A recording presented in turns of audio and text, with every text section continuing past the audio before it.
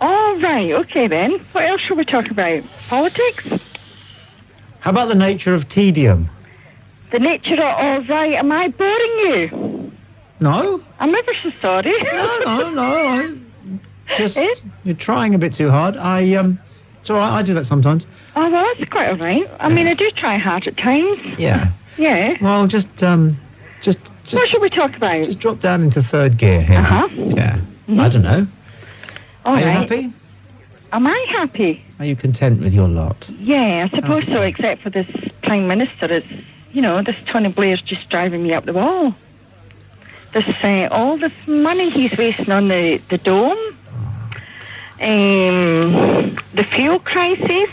I think it's about high time we need somebody in there that looks after the people of this country and not just to line their own pockets.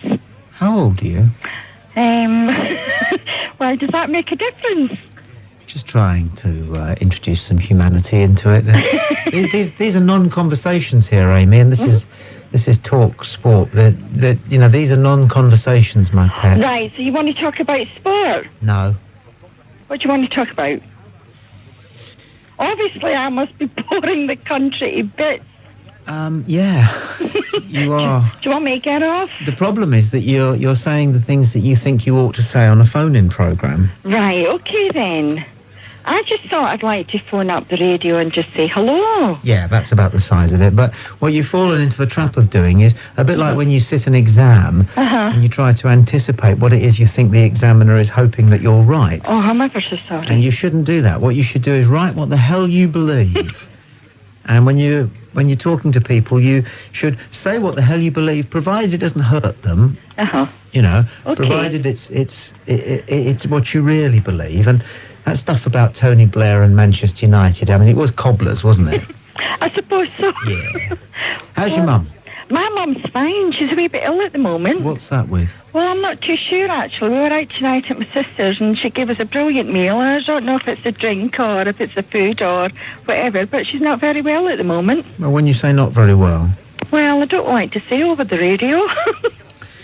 You're very conscious of that. She's not drunk, put it that way. She's just, maybe it's just the food that she's eating. I'm not too sure. Okay, well, welcome to Phone-In Radio then. Thank you very much. It was nice talking to you. Yes, everything's better the second time round, I would imagine.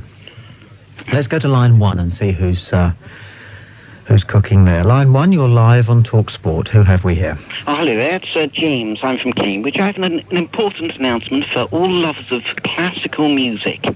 Get some of this down here. Put your hands up in the air, put your hands up in the air. Put your hands up in the air, put your hands up in the air. Put your hands up in the air, put your hands up in the air.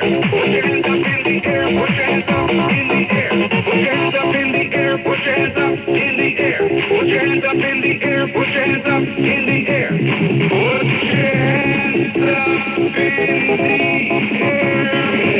Now, let's go.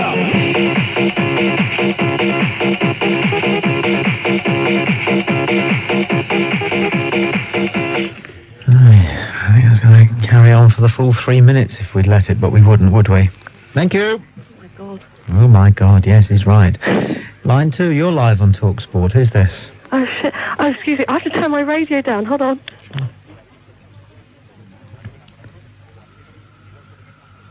Hello? Hiya. Hi, I just had to turn my radio off. Okay. Hi, Tommy. It's Sasha. I wasn't expecting you so soon.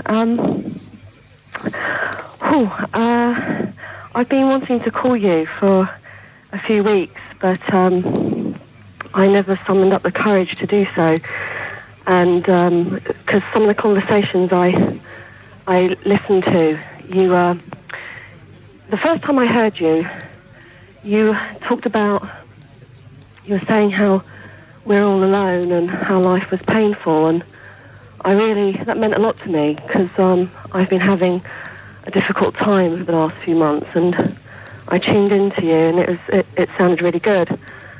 And then when I tuned into you again, I heard you having a go at somebody, and it was a few weeks ago, it was a few times you have a go at people, and it got me going really, and I thought, this guy can't hear himself.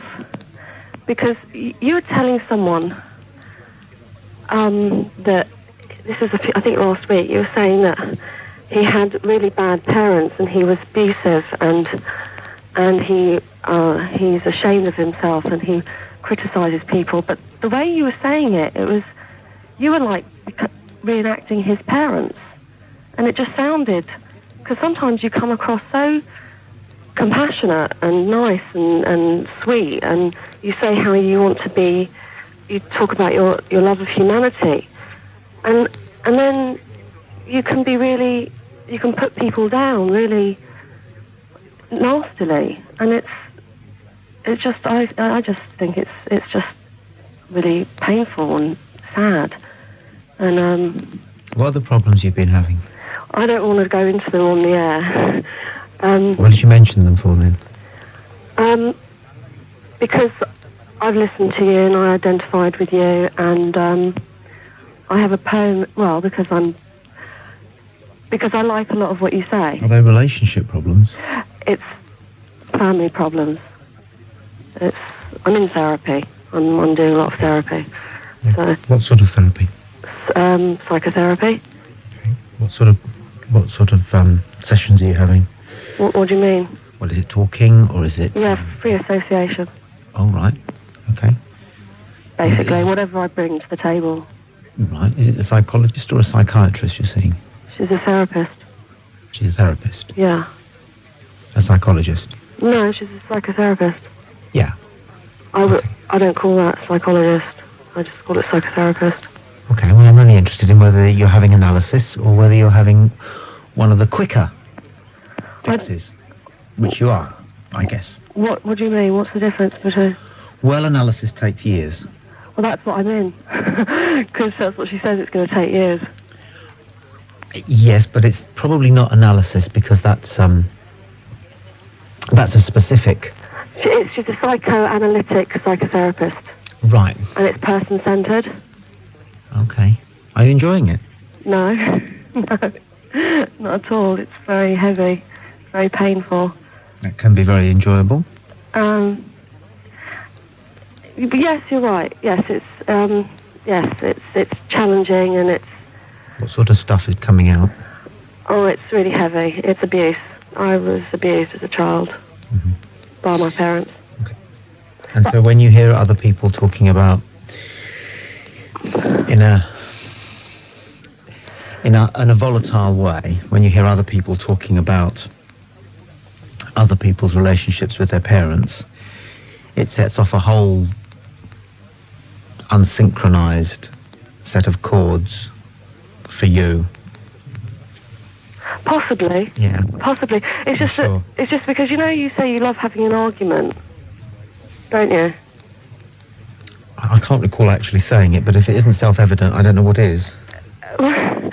I just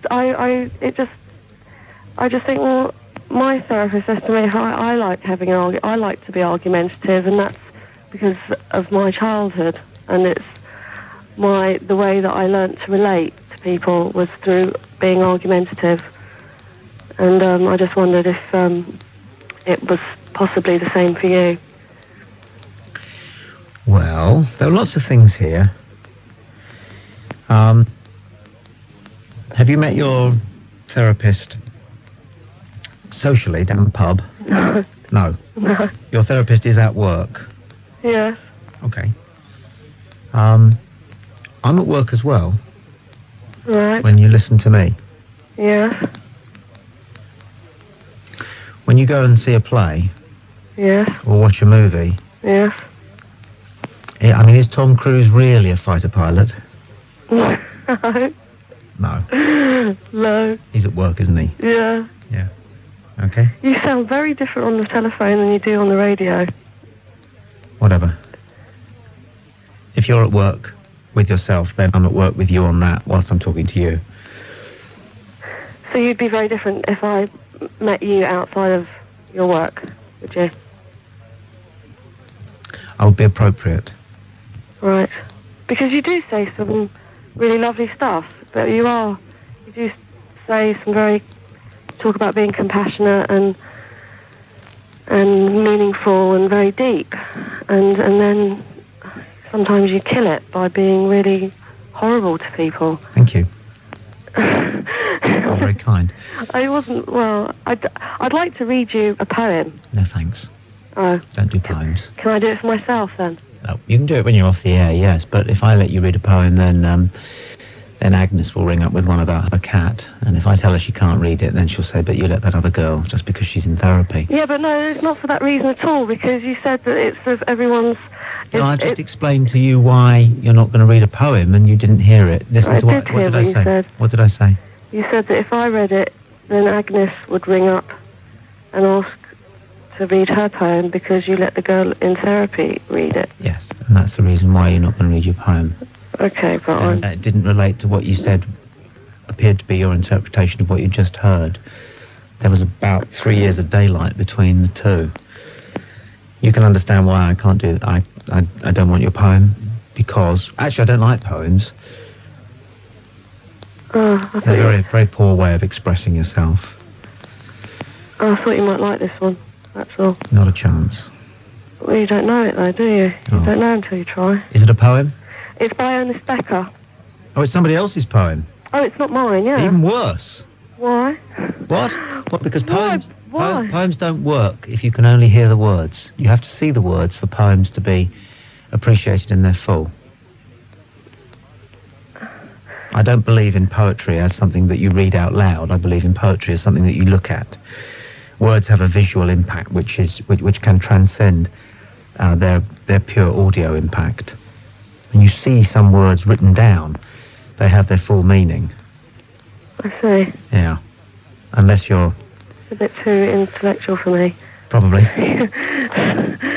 Sorry, yeah. Anyway, good luck with the work. Yeah, okay. Bye, Sasha. Okay, bye. Bye.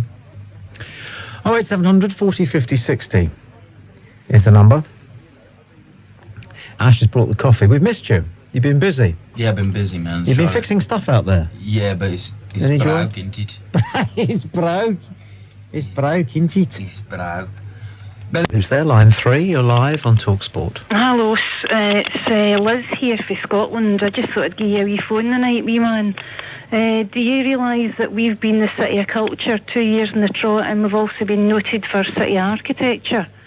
Noted for city architecture? Yeah. What do you mean, actually noted? Yeah, well... Bloody hell! Uh-huh. There's an accolade. Have you I never bet that's heard up of in Rennie lights, isn't it? Mackintosh, Tommy? Noted? Have you ever heard of Rennie Mackintosh? What does that mean, noted? Or have you just heard of Rennie's? What does noted mean? You don't know? You tell me. You thought you were educated. You don't know what noted means. I'd like you to tell me. Well, in Glasgow, we don't say noted, we say nutted. That's the preference here, you know. You said earlier, I know, that you're half Scottish. Is that right? Well, why would I have said it if it wasn't? I just wondered, because you've been kind of noising people up all night, because basically, see, if you have get half Scottish and you get back to England, mate, because we really don't want it, you're as Scottish as Rod Stewart. What's wrong with you tonight? What's wrong with you the night? Did you see one magpie on the way into the studio? That's actually about right. One for sorrow, the magpie. Is that what you saw the night on the way into the studio? The problem is that all the Scots who've been calling the show this evening have been as bad as you. No. Dull. You were speaking to an English bloke earlier, and you seem to be giving name all the time in the show tonight, and you said to the guy that he was awful wise. Tight-lipped. As far as I know, the wise men came for the east, no the south. Oh, terribly tight-lipped about absolutely everything. No wise man. Walking around as though you're doing a trick with a broomstick. Oh. How's Portsmouth doing, by the way, in the Football League? This isn't very good, love. No? Your show's not very good either, Tommy. It's a lot better than you. Magpie. That was a good show, too. I tell you, you've got a great face for radios, Tommy, so you have a great face for radio, mate. Does it get any better? No, well, your show doesn't get any better, but you're not going to slag off the Scots and no get some vengeance back down the phone, mate. Well, go do some vengeance then, get me. Well, I thought I'd give you a good dose out there, the new. Come on, hurt me. Hurt me. How can I hurt you over a phone? Well, and you're trying to. Your dog's dead, there you go, your dog's dead. My dog's dead. Dog. My dog's dead. Aye, your dog's dead. Yeah. I don't know what that means. You know what it means? No, I don't. Hurt me, come on, hurt me. You want to hurt me, come on. Well, I think you're rubbish, mate. I think you want to just pack it in the new and forget it. Mm-hmm. You're not doing yourself or any other listeners any favours. No, that doesn't hurt. Your advice isn't very good either. You want to go back to psychology or something, mate. You were talking to that young lassie earlier on there, and she's ready for the loony bin anyway. I think you should be joining her. That's not very good either. No? No.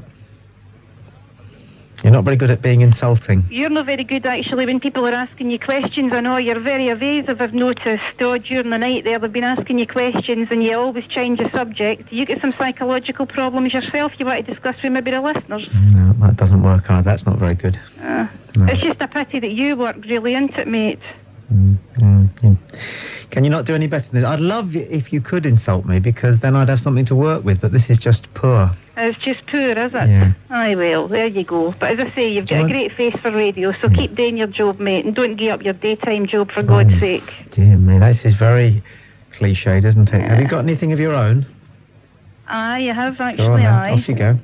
I can't really see it on the radio. No. Nah. No. Basically, your show's crap, mate. You want to just shove it. God.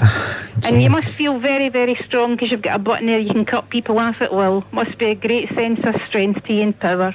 Well, I'm not using it on you, and that's because you're not very good. No, you haven't used it on me, aye. You haven't. If you were any good, then I probably would cut you off, but Yeah. you're not, you see. You're rubbish. You're weak. You're rubbish and all, mate, so that makes 2 years a night. You really haven't got any of your own material, have you, dear? Well, I wouldn't like to have any of yours. Here's what you do, all right? You've got a week. Here's what you do, all right? A week? Yeah. You've got a Right. week, so you can try again next Sunday. Aye. All right. Have a good think and see whether you can come up with anything real. Because if you're going to insult somebody, it's got to be your own and it's got to be real. It's no good doing, good face for radio and all that kind of Should I thing. be talking to the guys that produced Magpie then? And this is poor again, you see, because it doesn't actually amount to an insult. No, neither did your show.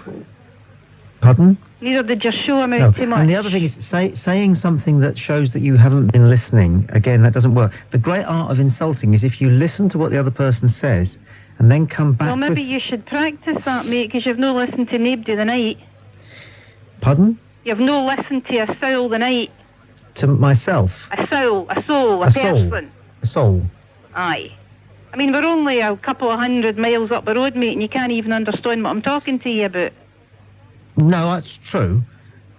That's true. You do have rather a thick accent. Aye, well, you've got rather a thick skull. And that's not very good again. No. No.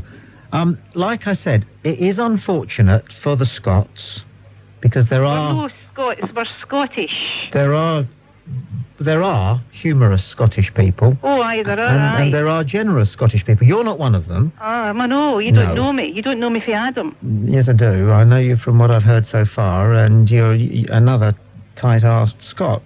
And there's plenty of them. But what I'm here to say is that there are humorous Scots who have some of the joys of life about them. But this evening, we've had a tiny procession of rather invisible, acidic characters like yourself, who don't even know how to be unpleasant very well. Even though it's what they choose to be, they're not very good at it. Well, I'm terribly sorry you feel that way, actually, old chap, because I'm English. Goodbye. And away she goes. Fantastic. Not very good. Sorry about that. But if you say you're not going to cut somebody off, then you might just, let them get on. Yeah. She's going to marry somebody one day. In fact, I'm sure it's the height of her ambition. Did you? Leave them be. Well, I think that there are few things worse. Yeah, that is true. There is worse than things. hoping and praying. Yeah. I mean, I know from there is a form of punishment. Yeah. That will meet somebody whose views, quite simply, are a little bit different from your own, and being prepared to publicly wish that. It's not that long ago that we used to break people on the wheel because their shade of Catholicism wasn't quite the right one. We used to haul people apart in dungeons. I totally agree with what you're saying. Plunge red-hot pokers into various parts of them, because we burnt Cranmer alive. Thomas Cranmer was burnt alive. Not one British person raced up with a bucket of water. Tommy, what has this got to do with what I'm saying, though? I'm talking about something different. You're going into something else now, mate. I'm not going into something else. You brought up Chris. And I'm saying why I found that disturbing. I found it disturbing also. I mean, I do personally come from that background. You see, shall I tell you why prayer doesn't work? I know why it doesn't work. Why? Well, first of all, prayer. Many people, when they're praying, a lot of people don't even believe that it's going anywhere, you know. No. Prayer doesn't work, and you can carry this away with you. Prayer doesn't work because 90% of the prayers that are actually uttered by humanity, whether they're atheist, agnostic, Hindu, Shinto, Taoist or Christian, they're praying for something terrible to befall somebody. Either that bloke in front in the car, or that light aircraft that keeps buzzing their house, or that angler who's sitting harmlessly fishing for carp. I do have one more point after you finish. Oh, can I say it now? You're a great listener, aren't you? I do apologise about that. Sorry, Tommy. Can I say it? Yes. Well, there is another verse in the Bible which says, "We shall be looking down on the sinners and laughing." I don't know if you're aware of that particular passage in the Bible. I know nothing more than I did 10 seconds ago. Well, it's very true. You know, 8700 40 50 60 is the telephone number. So you're saying any prayer is a negative thing, is it? What you're saying? Most of the things that you find yourself praying are negative. Thank God they don't happen. Well, I don't know, because some prayers just say thanks, don't they? Thank you for this, thank you for that, and thanks to the Lord for giving me this. I don't. No, that's literal praying. Yeah. Yeah, it's literally putting the palms of your hands You're together. saying what people are actually thinking. Willing. I want to be they're doing. willing. I want that to happen to this. What they're desperate for to happen is Why that they win the lottery and that bloke next door who keeps banging a nail in. They're doing it for selfish reasons. 8 o'clock on a Sunday morning. Yeah. They're praying that he bangs himself on the finger. And they're praying that they want to make money, not to be good. They just want something for themselves. They're praying that the bloke who always cuts his lawn at the same time on a Saturday afternoon actually short circuits the thing and gets a shock. You know, that's that's the tenor of most people's prayers. The majority of prayers that are uttered, unfortunately, human nature being what it is, are jealous. I'm sounding quite reverential myself in that. Jealous is a very religious word. Echo on the voice. So I do a quick sermon? Well, I haven't got any echoes. That's what I've started doing. I've started reading the laws of cricket as if it was the Bible. Oh. And if you do it in a slightly echoey voice, so it goes, you go sort of, hold on. Law 26, verse 1. The bye law. A bye shall be called if the bowler in delivering the ball fails in his delivery to conform with the laws required of the bowler. Upon calling a bye, the umpire shall signal to the scorer that 1 run is to be added to the total. A batsman may not be out, bowled, or leg before wicket, or caught from a ball that is called a bye. I can't. Actually, I'm making it up as I'm going along. But you see the point. You see the point. I see what you're saying. You see the point. You can do that with football as well. Not quite, because the laws of football are written in a more sort of like solicitor speak. Yeah, they are actually. Yeah, they're not as rambly. No. That's the number. Let's go to. Well, we got It looks as though we're stuck with the Bible, but I don't mind because there's sort of shades of last Saturday night. If you were listening, 8 till 1 to Talksport. David Colne calls from Lancashire. You're on Talksport, David. Hello, Tommy. Hiya. I was actually going to speak to that guy, that Reverend, but obviously he's gone. But one point you just made there about the majority of people's thoughts about other people are bad and negative. I'd actually disagree with it. I think people are a lot more positive than we give them credit for. I mean, I was a Jehovah's Witness up until very recently, well, most of my life. And my attitude of people then was that they were mainly bad. But since I've got out of that religion and really looked at people's motivations, I think people are a lot better than you're actually giving them credit for. Hello? Hello. So what? You're not a Jehovah's Witness any longer. What are you now? I'm an agnostic, I suppose. Yeah? I've done a lot of research into the Bible and what have you. I mean, that was what I was going to ask the Reverend, actually, was whether he thought the Bible was a literal book. Because if you really look into it, there are so many flaws and holes in it. that, it doesn't stand up. Hmm. I mean, the work he's doing, which is, raising money for the poor, I mean, I personally would say that was a good thing.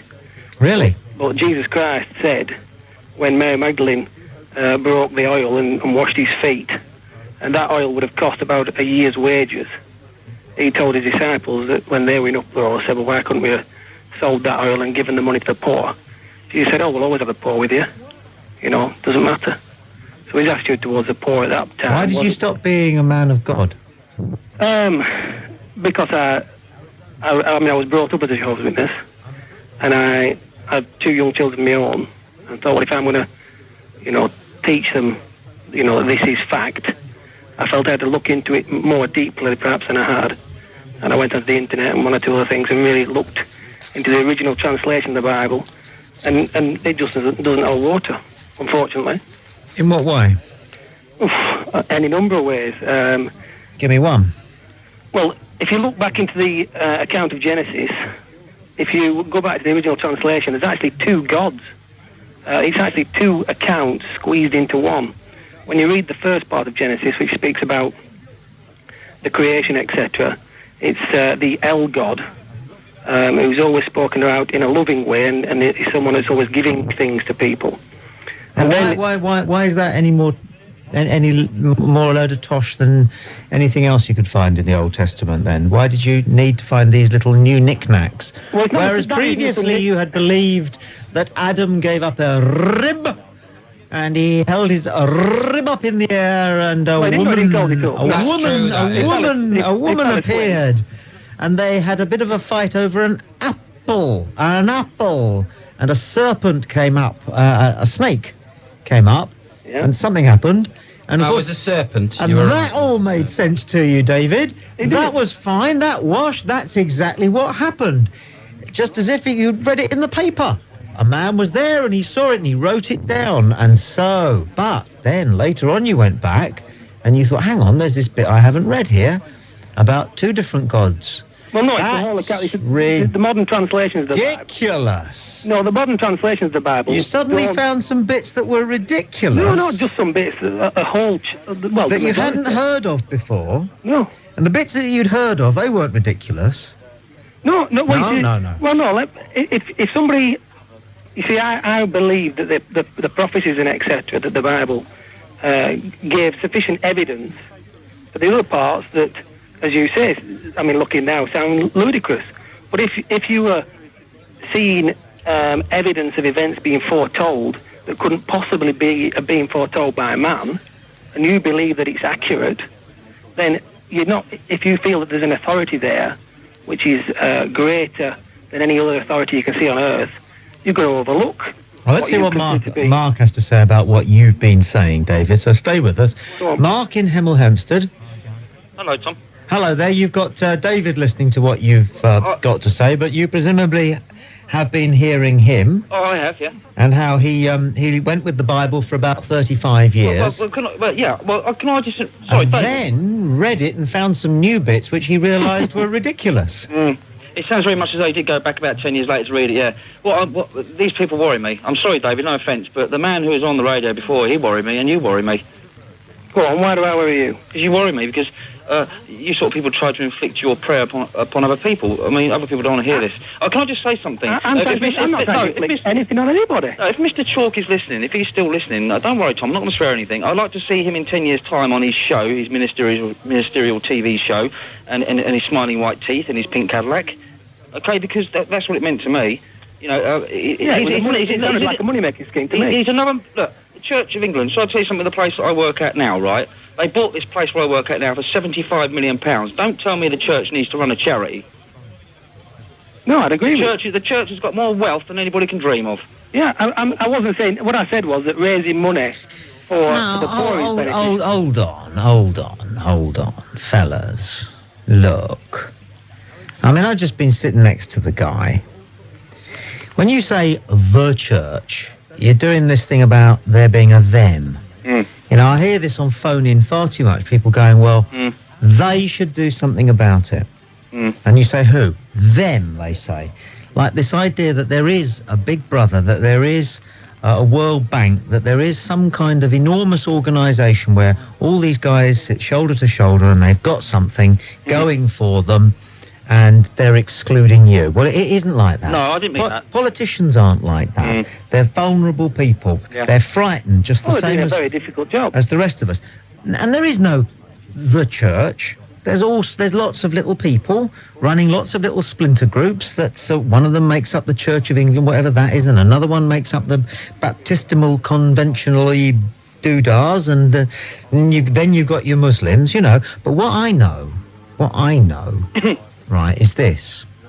Although I thought he was a bit too much into Jesus, that man who was here up until about 20 minutes ago was doing some good, and he was doing some real good. Okay, he had a nice suit on. Maybe he does drive a Cadillac, but I don't begrudge him driving a Cadillac, because he is making the world a better place, and he is making people feel wanted and happier, and he's doing that, and he's doing more of that than I am. Well, I've got to go, Tom, anyway. I've got to dash, but I'm just Don't you dash anywhere Yeah, I've before got to. you've I've had got a to go, good though. old finger wag, mate, because he's doing more than you.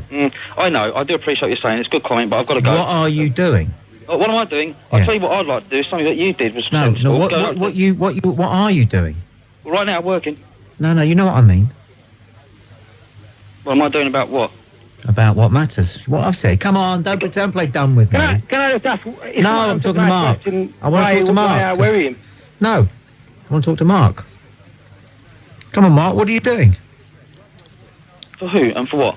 You know exactly what that question means. Well, You're being deliberately obtuse. Come on, mate, what are you doing? I'm hoping you're going to send me an invite to go on your next tour. That's what I'd like to do. All I'm going to say is I've got to go. I'm just going to say one thing that I've learned from your radio station is that what means a lot to me is when you went on playing on the mountains of Machu Picchu. I mean, that makes sense to me. But what the other guy said, I'm sorry, I can't relate to. I've got to go. Bye now, fellas. All right, 08700 40 50 60 is the number. Robert's on the line from Surrey. Robert, you're on Talksport. Good evening. Oh, good evening, Tommy. I have had something to say to you before about the question of faith. And rather, I don't mind you talking about religions, but I do mind you shaking people's faith, you know. And I've asked you before whether you have any faith yourself or whether you have any religion. And this is one of the nights when you're talking about this very subject, you know. And it's one of the things I've got about you, that you seem to knock people's faith, that they believe in some being or something beyond this life. And you don't think that's anything you can quantify, and therefore you think it's not to be believed and people should be knocked for it. Am I wrong in equating you with that feeling? Yes, it's an extremely poor summation of my views, if I may say so. It sounds to me as though you've either been listening to somebody else or listening to me very badly. Well, okay, would you like to clarify then? Because if you Not particularly, no. Are you not educative on your programme? No. Well, you got that wrong. You've got that wrong as well, haven't you? No, are you not educative? I thought you did try to educate people. No, that's not my brief at all, pal. Don't know where you got that idea from. What do? You make an argument. Work it out for yourself. You stick to it, and then you robustly defend. You're getting warmer, but you're still not on the right floor. Well, tell me then. Tell me Certainly not. I'm not going to do your work for you, Robert. You want it easy all the time, don't you?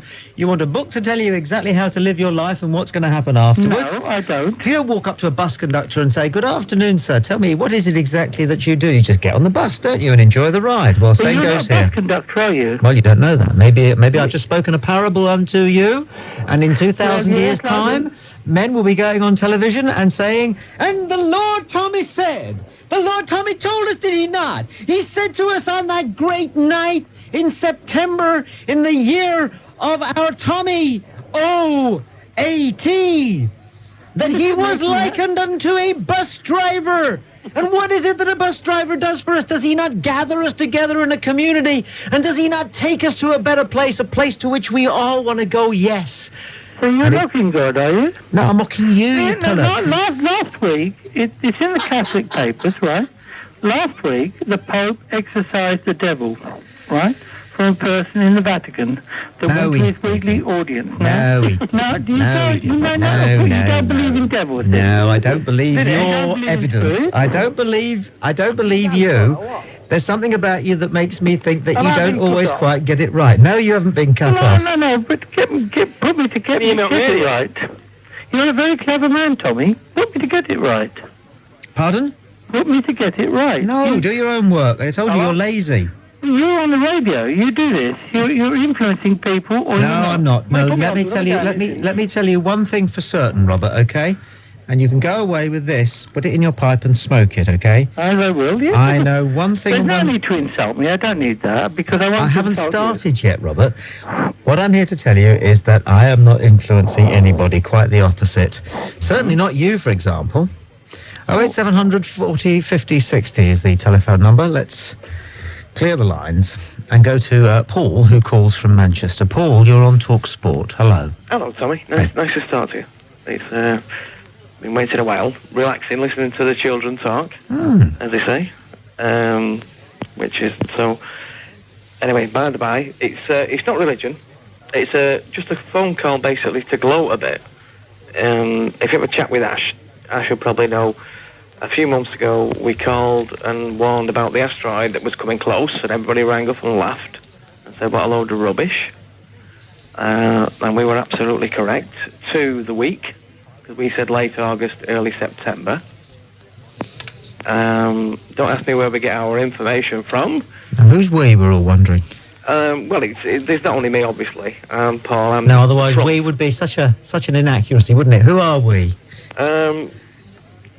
More information on what we do, basically. Now, who are you? My name's Paul. You're off if you don't answer the question. You're being really, really stupid, aren't you? You knew perfectly well what that question meant, didn't you? Yeah, okay, what we do... Did it mean what is your name? My name is Paul. Did the question I just asked you mean what is your name? It didn't, Sam, no. When I said, who are you, I was asking what? Right, what are we? Why then did you not answer that question, the one that we both knew was being asked? Right, okay, fair comment, I will answer. No, not a comment, a question. Fair question, I will answer. Answer it. Right. What we do... No, answer the question. Okay. Which should therefore begin with because. Because? Yes. We believe that information that should be getting through to the general public is not getting through to the general public. I'm not getting through to you, am I, Paul? I asked you a very easy question. Go on, tell me. I'm not going to ask it again. I'm trying to understand. No, you're not. I really am. No, you're not. No, you're lying now. You are trying to appear mysterious. Maybe, a little bit. No, Petal, but you're trying to appear mysterious. We're gloating a bit, yeah. Yeah, who is? Okay. My friends and I. We gloat. No, you're not, no. Well, you've got no reason to gloat, because nobody believes you. Well, they said that last time. If you can't answer a few simple questions, Petal... Well, ask me questions. Anything no, I just have, and you couldn't. No, seriously, right, we'll start from now, right? This is our policy. Ask me a question, I will answer it. How soon do you think it is before I'm going to line 5? The way you're talking to me, probably, what, now? He's got one prediction right. Richard in Bristol, you're on Talksport. Good evening. Hi, Tommy. Thank God there's somebody that talks sense. I was brought up in the Salvation Army, and I was divorced, and I was ostracised by religion. And since then, I've gone to other faiths. I've gone to Healing Handbook, Buddhism, all sorts of things. And I believe that, you don't need to find God in a church. You can find it in yourself. Does that make sense? Mm-hmm. And I think that man-made religion can destroy people. I really do. You're not going to cut me off. Does that make sense? It's difficult. Does it make sense? To be honest, it makes a great deal of sense to you because you have a set of specifics in your life to which each of the things that you're saying are attached. Mm. But it would be wrong of you, I suspect, it would be wrong for you to try and project. those considerations onto the lives of everybody who makes up a planet. Oh, yeah. So all we can say is that perhaps your life I mean, why wanted to talk to Steve Chalk? has not worked as well as it might, and you feel that organised religion has played a part in that. And why I wanted to speak to Steve Chalk, because I know he's a friend of Cliff Richard, and I know that some of the music that Cliff Richard projects, has a meaning. But what I'm saying is that in my life, why is it that organised religion can suddenly that's not going by the gospel, it's not going by Jesus Christ. Ostracising someone, making them almost a down out, is not treating a person humanely. Well, it's going against the gospel. Don't let it worry you then. Just get on with your life. Take no notice. When you're at school, the bigger boys call you a wimp. You've got to learn to take no notice. When you go to a football match, if you're wearing a red and white scarf around your neck and there's a load of blue and white scarves coming the other way, you tuck your scarf under your collar and speak with whatever accent the blokes with the blue scarves have got. That way you don't get a whack.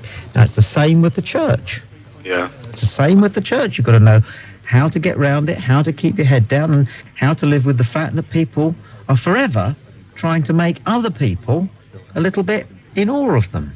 Yeah, I think what they try and do is they make people small. They make people that don't conform to their religion. Yes, quite. And the only way to fight back is to not let it bother you. Yeah. Don't mind about it. It's easier said than done, but I know what you mean. When you've been brought up from a childhood, a Salvation Army brings you up from 12-year-old and tells you to promise that you will not touch alcohol. That's a strong statement to make to somebody at 12-year-old. I think what's going to happen then if you go and have a pint of lager now? Nothing's going to happen now. Nothing. No, fine, I think it's wrong that they ruin people's lives. I think it's really wrong. Just pay no attention to them. You can't change it. All you can do is begin by making yourself stable and happy. And it sounds to me as though you've got a little bit of there's one or two things that you need to exorcise from your own from your own considerations before you can do that. So go and have a pint of lager and drink to the Salvation Army, okay? Okay, cheers. They don't do a bad job. 08700 40 50 60. Chud, Shirley, you're on Talksport. Yes, I was just wondering if you sort of watched the news tonight. It was about a dog, a 9-month-old child. The child had crawled up to the dog's bowl, and the dog had bitten her, which to my mind wasn't the dog's fault. And the dog was put down. What is your views on that? Well, can dogs ever be at fault? Can you think of a situation in which, in your view, a dog would be at fault? Well, the dog... I asked the question in all seriousness. I'd really like you to tell me... Well, the dog was a Rottweiler. No. Can you give me a situation in which a dog made the wrong moral choice? No. No. So, in other words, the notion of the dog being at fault is, of course, ludicrous. I have a Rottweiler. I have an 18-month-old... As indeed is this conversation already. Well, I have an 18-month-old grandson and a 4-year-old granddaughter. And we... What training do you have for either? The dog is fed outside... What training do you have for either being a parent or the owner of a dog? You don't put the dog or the child in that situation. No, I'm asking you a specific question. Is it a listening problem? What training do you have for owning a dog? I don't understand what you mean by what training do I have. Have you had any training at all for looking after a dog? I have had 3 Alsatians and 2 Rottweilers. Is that none at all, you mean? No training? You haven't been trained at all? Yes, my husband is a dog trainer. Your husband is a dog... Why didn't you say that to begin with? Well, I didn't quite realise what you meant by it. Well, do you mean the question was oblique somehow? What I'm trying to say is you don't put a dog in that situation and you don't put a child in that situation. Where did your husband learn to train dogs? Well, my husband is 53. He's always trained dogs. Where did he learn to train dogs? He learned. How long have you been married to him? 30 years. And you don't know how he learned to train dogs? He learned from somebody who was already training dogs. Who? A trainer? What qualifications did that person have? Well, to be honest, I don't know. I don't sort of delve into Now, those situations. Are you going to tell us then golf- that you're actually... Don't forget to subscribe and like. Comment too if you wish. Even slap your legs and make a purchase from Ann Summers. But don't do nothing.